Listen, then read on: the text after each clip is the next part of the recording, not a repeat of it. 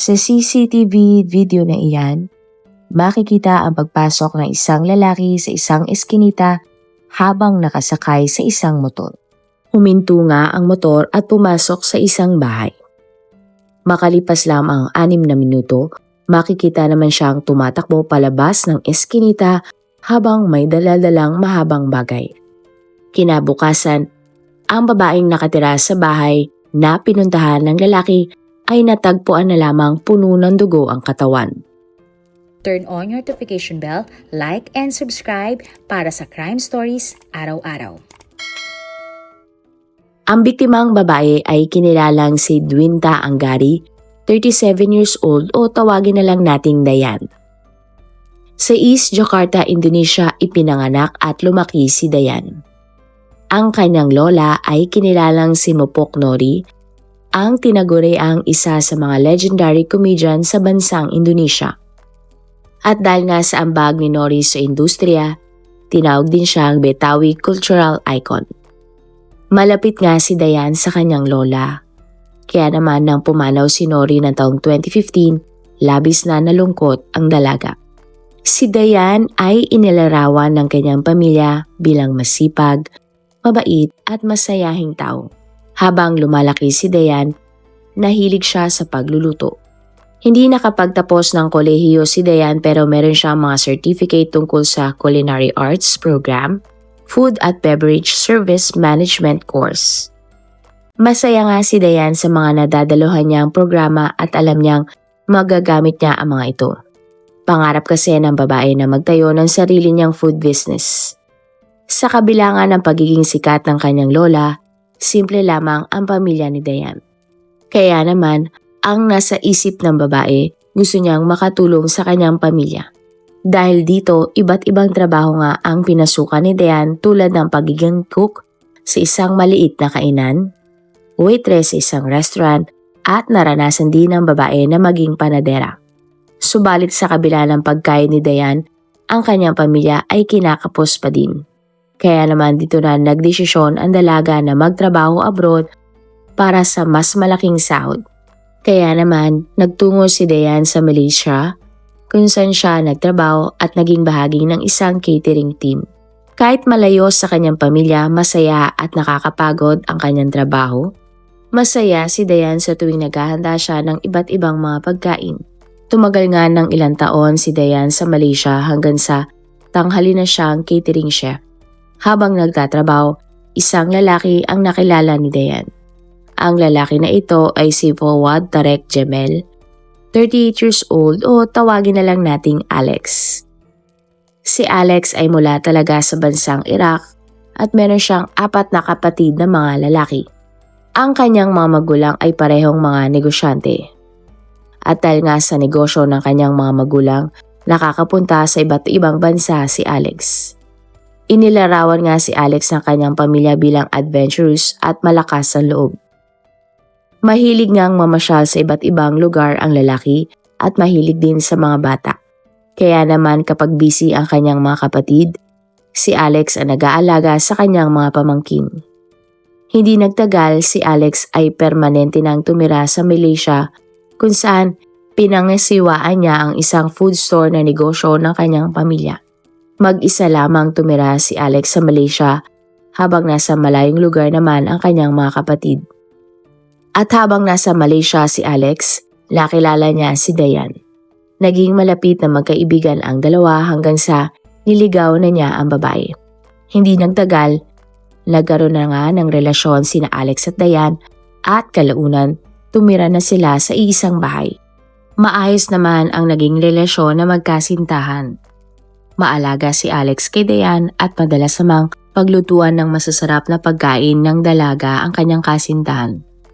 At taong 2019, sina Dayan at Alex ay nagdesisyon ng umuwi sa bansa kung saan nagmula si Dayan. At pagdating nga sa Indonesia, ipinagpatuloy na magkasintahan ang kanilang relasyon at tumira sa Bogor. Nang taon din na iyon, ikinasal na sina Alex at Dayan. Buo naman ang suporta ng pamilya ng babae sa naging pag-iisang dibdib nila kahit na iba ang lahi at kultura ni Alex. Pagkatapos ng kasal, tumira ang mag-asawa malapit sa mga kamag-anak ni Dayan sa East Jakarta, Indonesia. Nung una, maganda naman ang takbo ng relasyon ng mag-asawa. Wala nang negosyo nito si Alex sa Indonesia. Pero meron siyang maayos na trabaho. Si Dayan naman ay nagtatrabaho sa isang maliit na restaurant. At dahil mahilig si Alex sa mga bata, madalas nilang hiramin ni Dayan ang mga pamangkin ng babae. Pinapasyal nila ang mga bata sa iba't ibang mga lugar. Sinubukan naman ni Dayan at Alex na magkaanak. Subalit sa kasamang palad, ang unang pagbubuntis ng babae ay hindi natuloy. Labis nga na nalungkot si Alex sa pagkawala ng kanilang anak. Subalit, hindi nawala ng pag-asa ang mag-asawa at muling sumubok na magkaanak. Pero tulad ng una, hindi naman ito natutuloy. Dito na sinimulang sisihin ni Alex ang kanyang misis dahil nga sa gustong-gusto na niyang magkaanak. Bukod doon, nakakaranas na din si Dayan ng pressure mula kay Alex at sinasabihan nga siya ng lalaki na dapat na sila magkaroon ng anak. Ngunit sa ikatlong pagkakataon, muli na namang naudlot ang pagbubuntis ni Dayan. Ang kabiguan sa pagkakaroon ng anak ang naging mitsa sa unti-unting pagkasira ng pagsasama ni na Alex at Dayan. At magmula nga nag-iba na ang pakikitungo ng lalaki sa kanyang misis. Nag-iba na din si Alex at hindi na ito naging maalaga pa kay Dayan. Bukod doon, naging sobrang seloso na din ni Alex at naging possessive pagdating kay Dayan. Pinagbabawalan naman ng lalaki ang kanyang misis na makipag-usap sa ibang lalaki na hindi niya kamag-anak. Minomonitor na din ni Alex kung saan pupunta at sino ang kasama ni Dayan kapag ito ay umaalis ng bahay. At dahil nga sa dalas na alitan ng mag-asawa, may pagkakataon na nasasaktan na ni Alex si Dayan. Dumating na din sa punto na pinagbibintangan na ng lalaki si Dayan na meron itong kalaguyo. Bagay na itinanggi naman ni Dayan at sinabing hindi niya magagawang lokohin ang kanyang mister. Habang nangyayari ang mga ito, sinusubukan nga ni Dayan na magtiis at naniniwalang posible pang magbago ang kanyang mister sa pakikitungo nito sa kanya. Subalit ng October 2025, umabot na nga ng sukdulan ng lahat. Ito ay dahil nakita mismo ng tiyuhin ni Dayan ang pananakit ni Alex sa babae. Kung saan ang mismong tiyuhin na ni Dayan ang nagpalayas kay Alex sa bahay na tinitira nila ang mag-asawa. Subalit sa puntong ito nagmatigas si Alex na siya ay hindi aalis ng bahay. Iba't ibang bagay nga ang ginawa ni Dayan para maisalba ang pagmamahalan at relasyon nila ni Alex, ngunit tila huli na ang lahat. Sapagkat January 2026, mismong si Alex na ang nakipaghiwalay kay Dayan. Sinabi pa ng Iraqi na siya mismo ang mag-aayos ng kanilang divorce ni Dayan. Hindi na din matiis pa nga ng babae ang nangyayari sa kanilang relasyon ni Alex, kaya naman pumayag siyang makipaghiwalay na ng tuluyan sa kanyang mister. Umalis naman agad si Alex sa kanilang bahay na tinitirhan ni Dayan. Sa puntong ito, binago naman ni Dayan ang kanyang buhay at sinimulan ang pag-move on. At sinimulan nga niya ang matagal na niyang pangarap na food business. At dahil wala nang nagbabawal sa kanya, ginawa na ni Dayan ang mga bagay na kanyang gusto. Madalas na ding lumabas ang babae kasama ang kanyang mga kaibigan. Pero ang lahat nga ng ito ay nakikita pala ni Alex. Subalit hindi pala masaya ang lalaki na nakikita na kaya pala ng kanyang asawang si Dayan na maging masaya kahit wala na siya sa piling nito.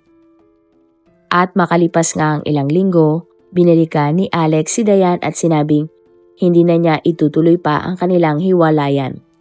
Git pa ng lalaki gusto niyang magbalikan sila ng kanyang misis. Hindi naman pumayag si Dayan na muling makasama sa iisang bubong ang kanyang mister. Sa isip nga ng babae ay na niyang muling maranasan kung anuman ang naranasan niya sa piling noon ni Alex. Pero ang desisyon na ito ay hindi matanggap ni Alex. Sa isip nga ng lalaki, nabuo ang isang masamang plano laban sa taong kanyang minahal ng matagal na panahon. At March 20, 2026, may usapan dapat si Dayan at ang kanyang ina na sila ay magkikita. Subalit hindi na nakarating pa sa kanilang kitaan ang kanyang anak. Nang hapon din ng araw na iyon, nagpunta sa bahay ng nanay ni Dayan ang mga supplier na kausap ng kanyang anak. Ay nga sa mga ito, Hindi nila makontak si Dayan at meron silang dapat meeting ng araw na iyon. Agad nga na tinawagan ni Dayan ang kanyang kapatid na lalaki pero hindi ito sumasagot.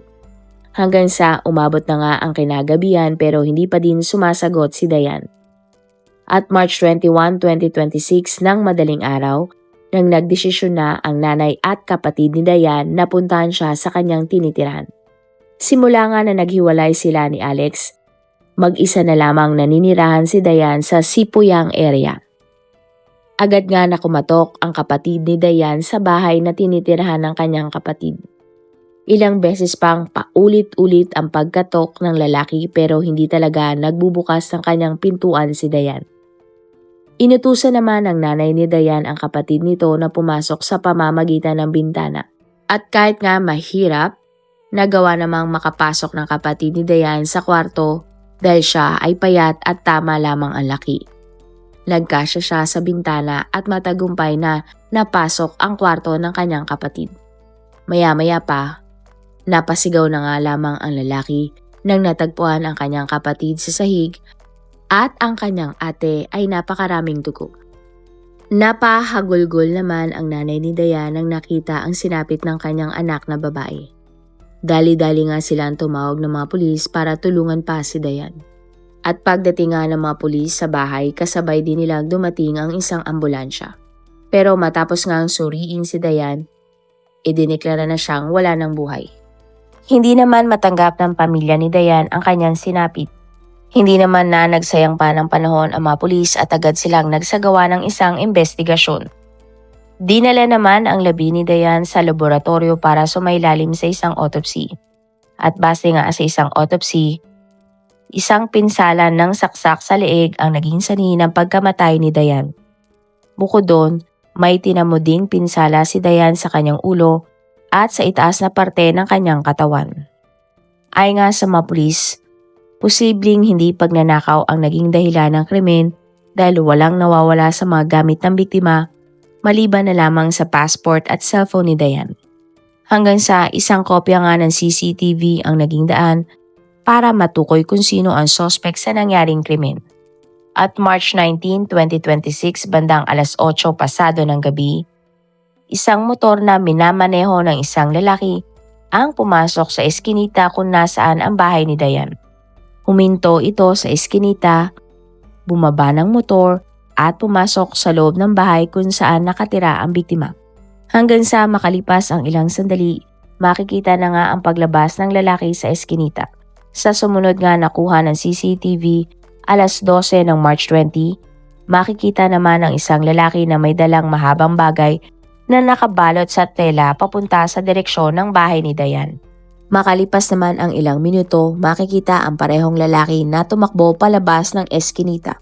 Dala-dala pa din ng lalaki ang tila mahabang bagay na binalot gamit ang carpet o tela.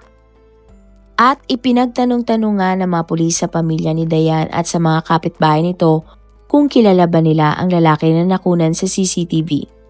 At lahat nga sila ay isa lamang ang sagot. Ang lalaki na nakunan sa CCTV ay ang Iraking asawa ng biktima na si Alex. Malakas nga ang hinala ng mga pulis kay Alex, kaya naman agad nila itong pinuntahan sa bago nitong tinutuluyan.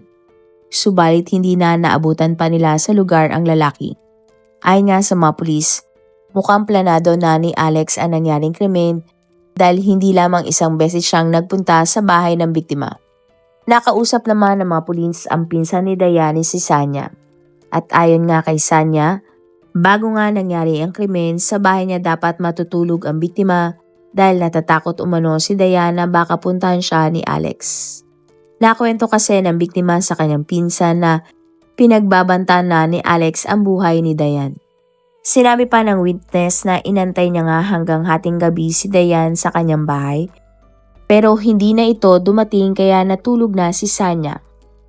At ang testimonya nga na ito ng pinsan ni Dayan ang mas lalong nagpainting sa mga pulis ang hinala nila na si Alex ang pumatay kay Dayan. At dito na nga nila sinimulang mas paigtingin ang paghahanap sa asawa ng biktima.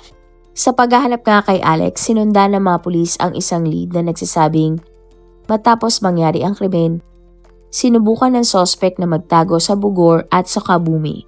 At sa Sukabumi, nakaramdam si Alex ng malalang psychological distress tungkol sa pagpatay niya kay Dayan. Dahil dito, sinubukan nga ng lalaki na tapusin ang kanyang sariling buhay. Pero kalaunan, hindi naman siya nagtagumpay. Natrack nga ng mga pulis si Alex matapos siyang bumili ng isang bus ticket mula sa Siludag area. At March 21 bandang 12:49 ng tanghali, nang pinasok ng mga pulis ang isang bus sa Siludag area. Sa parteng likod ng bus natagpuan nila si Alex na nakasuot ng isang itim na jacket. Agad ngang inaresto ng mga pulis ang dayuhan at hindi naman nanlaban pa ang lalaki. At pagdating nga sa police station, inamin ni Alex na pupunta siya sa Port of Merak para makatawid sa Sumatra at makauwi pabalik ng Iraq. Nakuha naman kay Alex ang passport at cellphone ng biktima na si Dayan. Sa huli, inamin naman ng dayuhan na siya nga ang pumaslang sa kanyang asawang si Dayan. At ayon nga kay Alex, gusto niyang bumalik sa piling ni Dayan dahil sobra niyang mahal ang babae. Ngunit matigas umano ang ulo ng biktima. Naniniwala din si Alex na ang asawang babae ay dapat sumusunod sa asawa nitong lalaki dahil isa ito sa mga kultura ng mga Iraqis. Si Dayan ay inilibing katabi ng kanyang lola na si Nori. At para sa pagpatay ni Alex kay Dayan, siya ay kinasuhan ng murder. Kinasuhan naman siya ng theft para sa pagtangay niya ng mga gamit ng biktima. Sa kasalukuyan, nakakulong pa din si Alex dahil sa ginawa niyang krimen. At kapag siya ay napatunayang guilty, siya ay maaring hatulan ng habang buhay na pagkakulong o hatol na kamatayan. Kung ikaw ang tatanungin, ano kaya ang naging dahilan ni Alex at naging bayolente siya sa kanyang asawang si Dayan? Posible ba na dahil hindi sila magkaanak ng kanyang asawa? Posible din ba ang dahilan na nahuhumsik na ang lalaki sa kanyang pamilya sa Iraq? O sadya talagang mabigat lamang ang kamay ng suspect? Marami pong salamat sa inyong panonood. Meron ba kayong mga kwento na gusto nyong i-share sa ating mga manonood?